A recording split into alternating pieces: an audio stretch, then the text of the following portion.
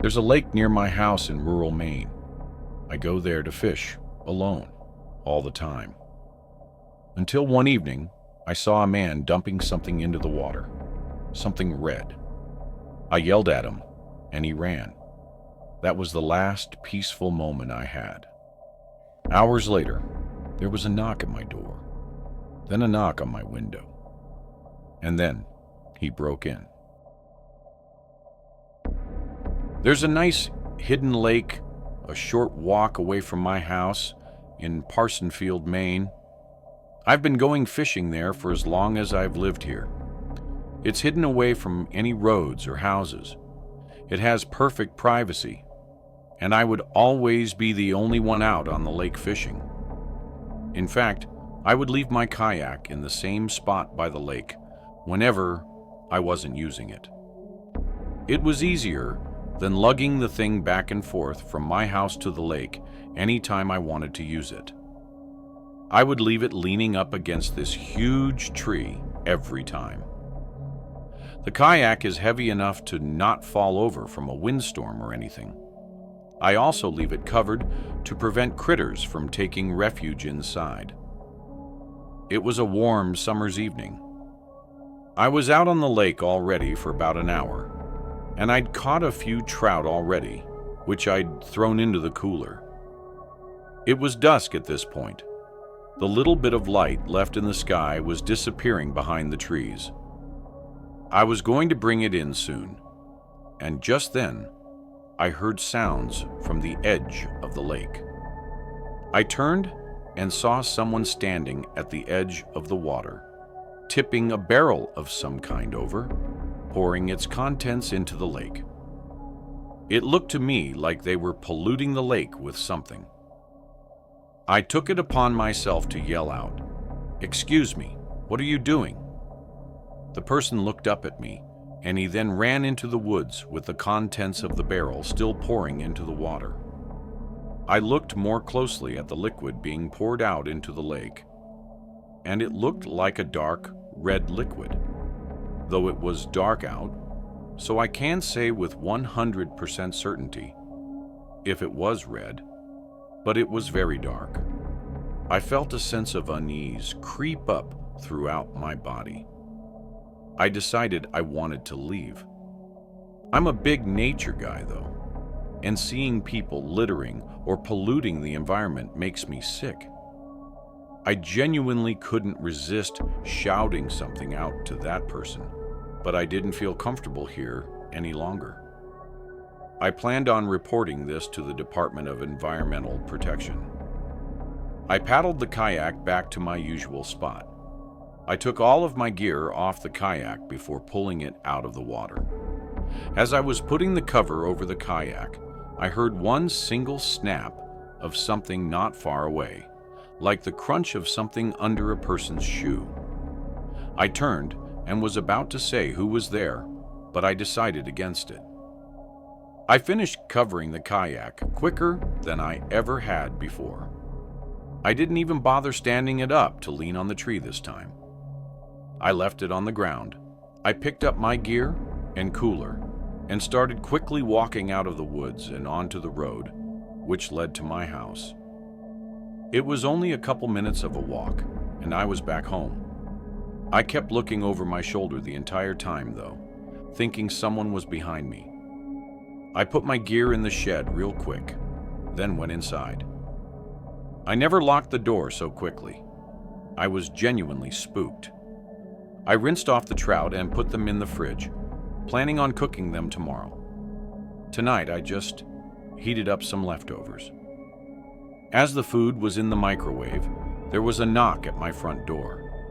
The fear and dread that I was feeling the entire walk back to the house returned in an instant, and my suspicion that I was being followed home was basically confirmed. I mean, who else would be knocking on my door this late? My lights were on. My car was in the driveway. Whoever it was knew I was in here. I had all the shades closed, though, so nobody could look inside. They knocked on the door again. The microwave beeped as the timer hit 0. I'm sure whoever was outside heard it. All the windows were cracked open, and a moment later, there was a knock now on the window, and a man's voice said through the window, "Excuse me, I think you saw me at the lake earlier. I'd just like to explain myself. There was absolutely no chance I was opening the door to this person. For them to stalk me to my house told me this was a dangerous person. They repeatedly knocked on the window and kept yelling hello through it. I decided to acknowledge him now that he was getting more aggressive. I yelled, 'Yo, leave, or I'll call the police.' I intended to either way, but it was still a threat to get him to leave. The man responded calmly now, saying, 'Sir, if you could just open the front door, I'll explain everything to you.' I repeated my threat, and I didn't hear his voice again. At this point, I shut and locked every window in the house and turned on the AC. I also made a report to the non-emergency police number detailing both the barrel being dumped into the lake and the man coming to my house. I also made an online report with the Department of Environmental Protection. Making these two reports honestly made me feel a little better about going to sleep that night. But thank God I'm a light sleeper. In the middle of the night, like 2 a.m., I heard a crash from downstairs. I immediately sprang out of my bed and grabbed my Glock from the closet. I heard someone's attempt at quiet footsteps coming up the creaky wooden steps. I had my Glock loaded in hand as I stood behind my dresser right by my closet, aiming at the door. I heard very slow creeping towards my door. My bedroom door is closest to the stairs, so it was naturally the first door that they would approach. And sure enough, I heard the doorknob slowly press down, and then the door pushed open. I saw nothing but the man's silhouette enter the room. I flicked on the lamp next to me so he could see my gun, and I screamed, "Get on the ground now!"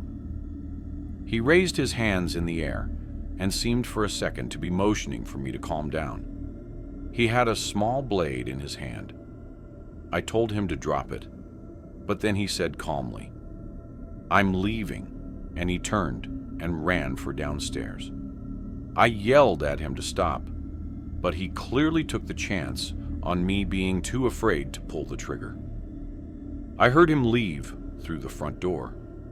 I ran downstairs to lock the front door right away, and then call 911. My living room window was shattered. Glass was all over the floor. I kept my sight on that broken window until the police officers showed up. I had to explain that I already made a non-emergency report of what happened earlier. In fear of waiting too long by morning for the barrel to be gone in the darkness, I went with 2 of the officers who showed up to my house to where I saw that man dumping the barrel into the lake. But after 20 minutes of walking around looking for it, it was gone. The man must have made sure not to leave it behind. I gave my best description of the man to the police for their report. The man was a short, bearded white man with a receding hairline and glasses, wearing a black flannel shirt and black pants.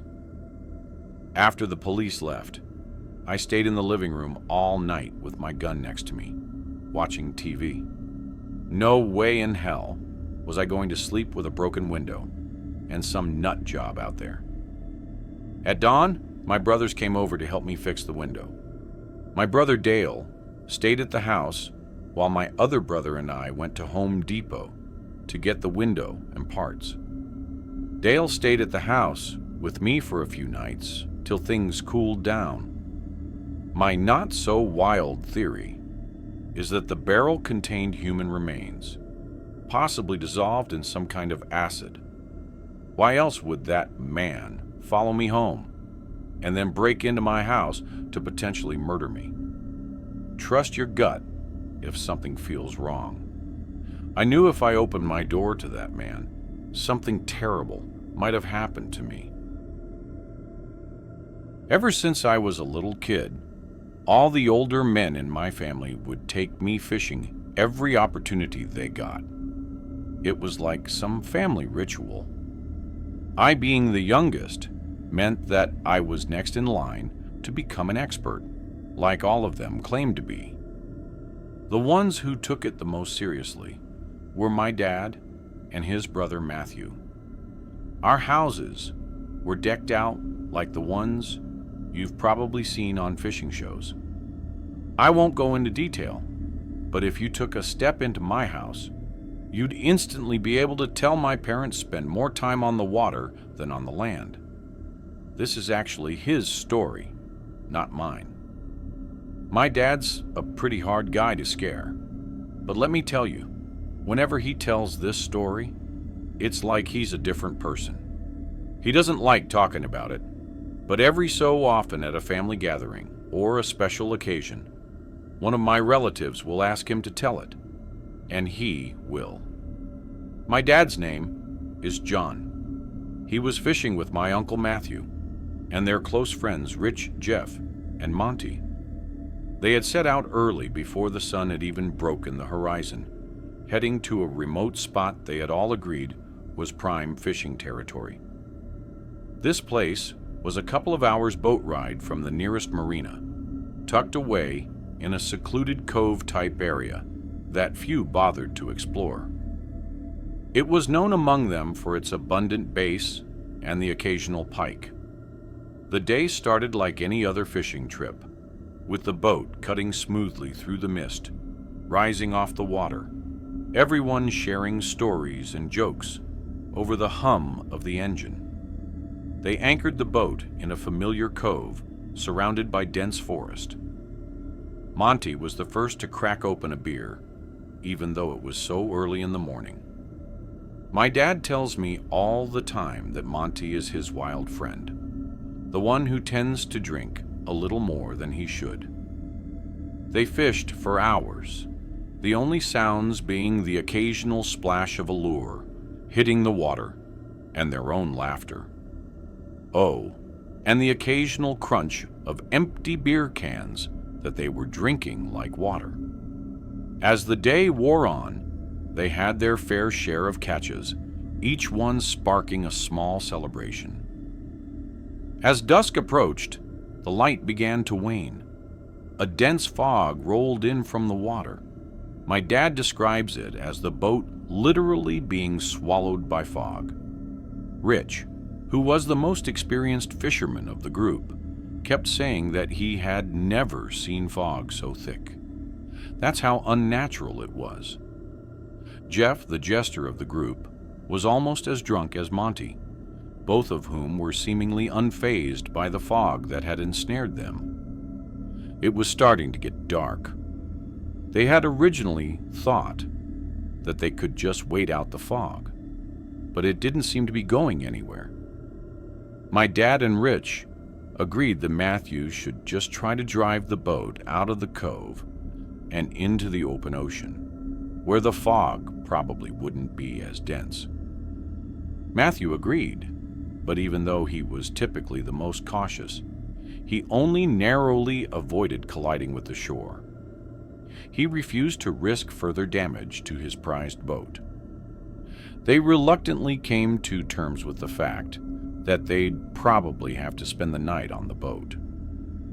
My dad made the point that they'd need to tell their families about the situation, and of course they had drifted into an area of the cove that had no signal. My dad needed to handle some business at work, so neglecting the problem was not an option. He offered to go ashore in search of a signal, and Rich and Jeff said they'd join him. Matthew would stay back to guard the boat and an increasingly inebriated Monty. My dad, Jeff, and Rich made their way over to the shore and jumped out of the boat, only getting slightly wet. My dad made a point of snagging the emergency flares in the boat, just in case they got lost and needed to signal Matthew to come find them. The three of them made their way into the pitch-black woods, lit only by the shine of their phone flashlights. My dad and his friends have all done their fair share of camping, so it wasn't like a forest scared them too much.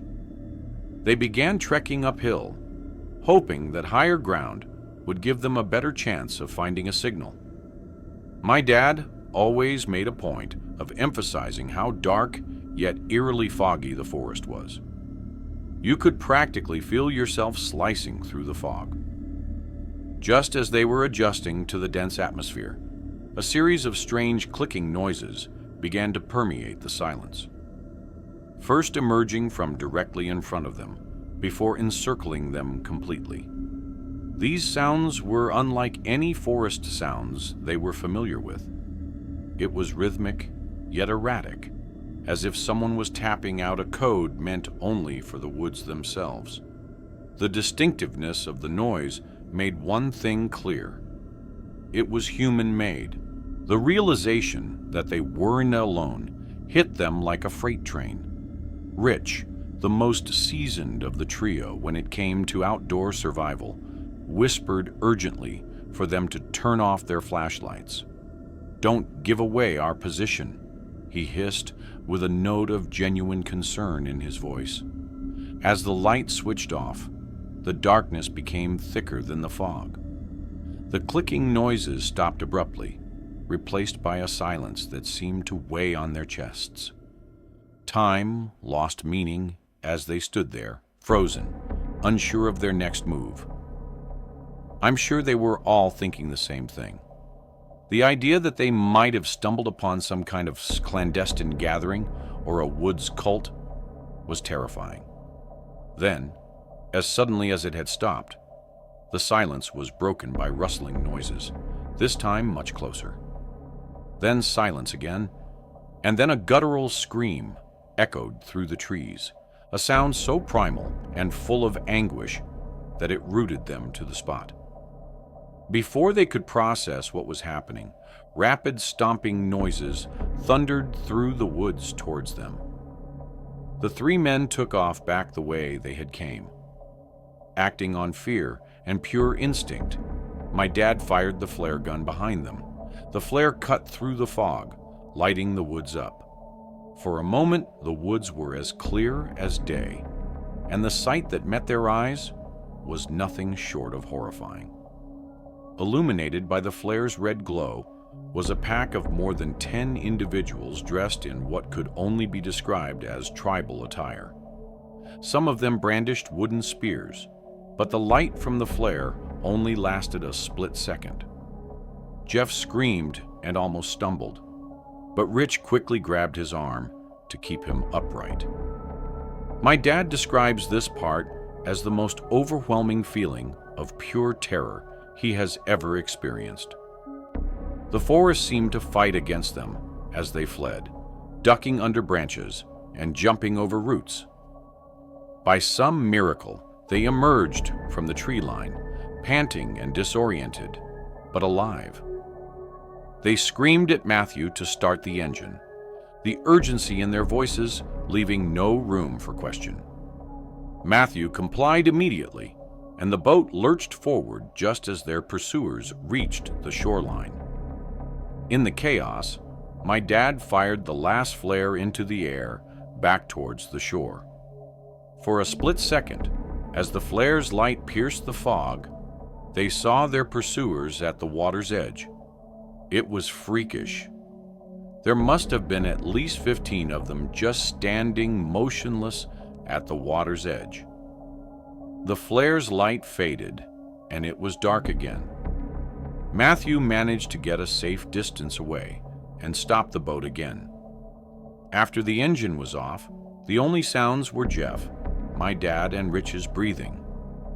My dad says he wasn't able to process what had happened for nearly an hour. He was functioning off pure adrenaline and survival instincts. They ended up taking turns, keeping watch while the others slept and left first thing in the morning as soon as the fog dissipated. Funnily enough, Monty had passed out before everything went down and doesn't remember any of the details of that night. I still get shivers down my spine when I tell this story. I can only imagine what my dad must feel when he thinks back to it. If I got skunked, I went for a 6.5-foot medium-action spinning rod with 9-pound monofilament line. I was using a wacky rig, which is a 4-inch rubber stick worm, my go-to for catching largemouth. Just before I was about to start what would hopefully be a swell day on the water, I noticed something strange across the lake. I couldn't quite see what was going on, but I could tell that there was movement. At first I thought it was a fellow fisherman, but curiosity got the better of me. I reached into my knapsack and pulled out my pair of binoculars I used for birdwatching. I looked across the lake, and there were 3 figures wearing dark colors and hoods covering their faces. They looked like they were digging a hole or something on the edge of the lake. I kept watching. They finished their hole, and while I was expecting them to put something inside it, they actually did the opposite. One of them pulled something out of the hole, which I couldn't make out even with my binoculars. Then the other 2 did the same, pulling out a few more things that I couldn't quite see. I was beyond confused. Then I watched as they started tossing the items into the lake, each one making a distinct splash as it snagged the water. Something was wrong out of nowhere. A wave of fear washed over me. I didn't know who these people were, but I started thinking they might be dangerous. I didn't know what to do. Thankfully, they started to leave without noticing me. I thought about turning a blind eye, but couldn't bring myself to do it. I waited until they disappeared into the woods and slowly rode my way over. I was shaking at this point. I got to the spot where I was pretty sure they had tossed everything. I started fishing, only this time I wasn't fishing for fish. I was going for something else entirely. I fished around for about an hour with no luck. I had to try something different. I racked my brain, trying to figure out what I could do, and just then, I remembered my depth checker. I had it tucked away in my Volvo. I was determined at this point. I rode back to shore, returned to my car, retrieved the depth checker, and rode back to the spot. I was sweating heavily at this point. I poked around for a bit, feeling nothing but squishy lake bottom. And then I felt something hard, something metal. I made a mental note of the spot and grabbed my rod. I took the rig off and replaced it with the largest hook I had. I let the spool out slowly, my pointer finger feeling the gentle movement of the line. 50 years of fishing experience was going into this one catch. I felt the slight resistance in the line. It had hit something. I moved the line around slowly, hoping I'd be able to snag it on whatever was down there.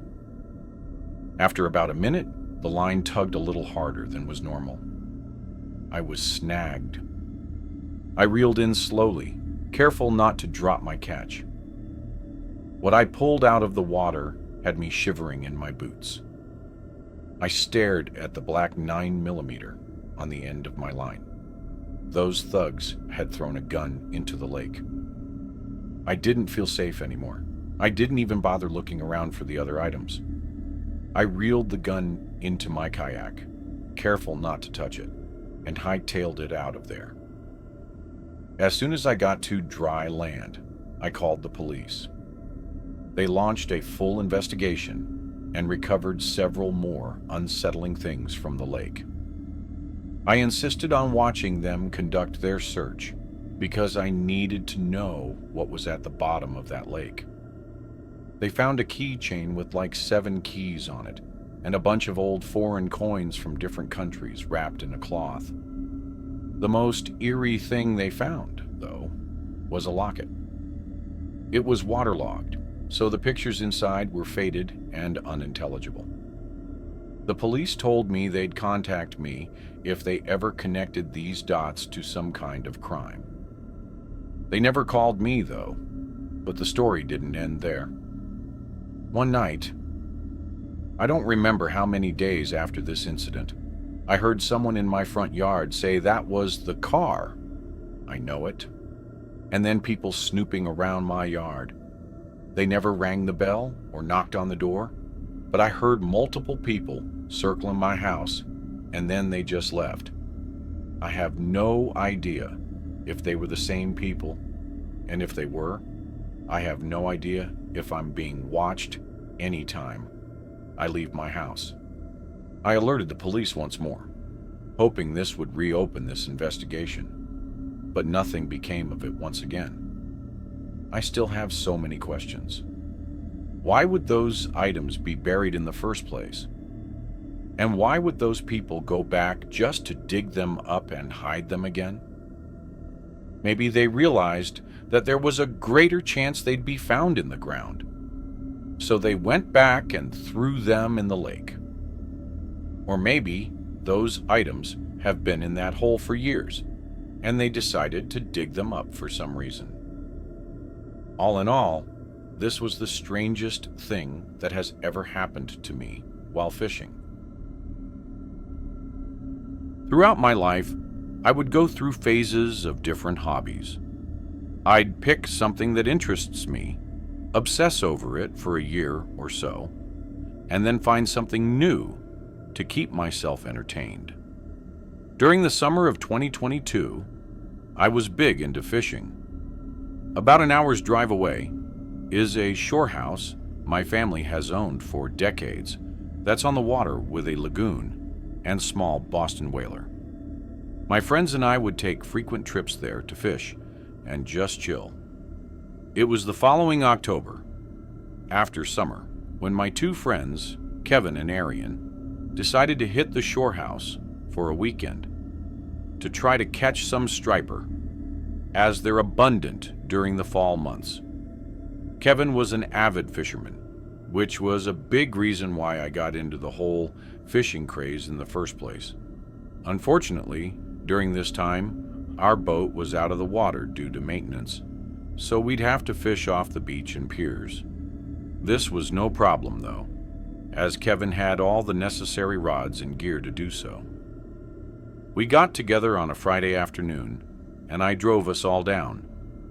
When we got there, we fished during the day off of different piers along the inlet. Night rolled by and only one of us had caught fish, which was Kevin, of course. It was just a small base, though, nothing too exciting. Bummed about our luck, we decided to stay up late to fish off the beach during the night. Kevin said he knew a good beach spot about 15 minutes away, which took us down a desolate road with woods on both sides. It opened up into a small gravel parking area, or at least what seemed like one. Kevin said since we'd have to walk a little ways to the spot, we should take everything we need now, so we won't have to go back to the car to get anything. We planned on staying up to catch the sunrise, so we packed accordingly. We walked about 5 minutes down this path, which opened up into a massive beach. We set up camp, which consisted of beach chairs, a speaker, and 2 coolers, one filled with ice for fish, and one filled with snacks, water, and beers. Kevin brought these massive fishing rods that were ideal for beach fishing, and also rod holders that you would hammer into the sand. He also had these little bells that connect to the tip of the rod to notify you of any movement. We all casted our rods, cracked a couple beers, and played the waiting game. Within 2 hours, each of us had caught decent-sized fish, which definitely lightened our spirits. We were having a great time, music blasting, knowing that no one was around on this deserted beach. Mid-conversation, Arian stopped talking, lowered the music, and jolted his head to the left. He asked if we heard that, to which we replied, "Heard what?" It looked like he was concentrating on something for a second and then said, "I heard someone yell something." We obviously thought he was hearing things or just joking with us, but he insisted he heard someone yell out something that sounded like a yo or a hey. Either way, it seemed unlikely, given that we were on some hidden beach at like 1 a.m. So he quickly forgot about it, and our conversation resumed. It definitely made us more aware, though. A couple minutes later, right after I cast in a fresh hook, I noticed something out of the corner of my eye. There was something on the beach in the distance, but I couldn't see what exactly. The others noticed it too. As it got closer, we realized what it was: a person walking towards us. We grew silent and turned off the music. He came up to us. It was a middle-aged white man, maybe 40 or 50. He was wearing a dark blue jacket with a hat and hood up. The way he walked up to us was really sketchy, and he had this intimidating look on his face. We said, "What's up?" kind of awkwardly. He just eyed us down for like 10 seconds, and then said in a low voice, "What are you boys up to?" It was pretty apparent what we were up to. Kevin said, "We're fishing," and he let out some grunt of acknowledgement and nodded his head. He didn't say a word after that and just stood there looking at us, and then the rods, and then the water. We shot each other looks, thinking he was going to try and rob us. There's no way he could have taken on the three of us, though. The bell on one of our rods broke the silence, notifying us that we had potentially hooked a fish. I said we got one kind of directed at everyone, but mostly that weird guy, in hopes that I would get some response out of him like a normal person. I walked over to the rods and reeled in a small striper. When I went back to unhook the fish, that man had turned around and left. We watched as his dark silhouette faded away into the night. We made sure that we had all of our belongings, then sat and just talked about how odd that encounter was. He left without harming us, though, so we concluded that he was just some weird man who is now thankfully out of our business. We kept the music off just to be cautious and cracked a few more beers as our conversation transitioned to different topics. At one point, while staring into the horizon, I thought I heard something in the distance. It took me a second to realize what it was, but when I did, my heart dropped. It was a car alarm. I knew it was mine. It was the only car in that lot, and no houses were out there for probably miles. We started panicking and decided to run back to the car, leaving all of our stuff behind. It took us a couple minutes to get there, and when we did, I was completely distraught. My tires had been slashed, and my driver's side window had been shattered.